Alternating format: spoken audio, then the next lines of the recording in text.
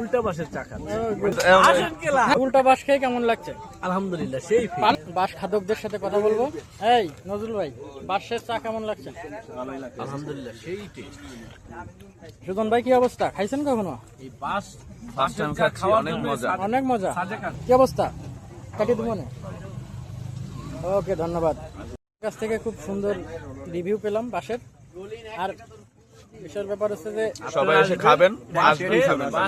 হ্যাঁ, এটা আছে একটা পাহাড়িদের একটা ট্রেডিশন, এবং এই বাঁশটা আমরা বাড়ি নিয়ে যেতে পারবো। এই সুন্দর জিনিসটা আমরা বাড়ি নিয়ে যেতে পারবো, এই জন্য এই মেস আপনারাও আসবেন, বাঁশের চা খাবেন এবং বাঁশ খেয়ে যাবেন। ওকে, খান খান খান।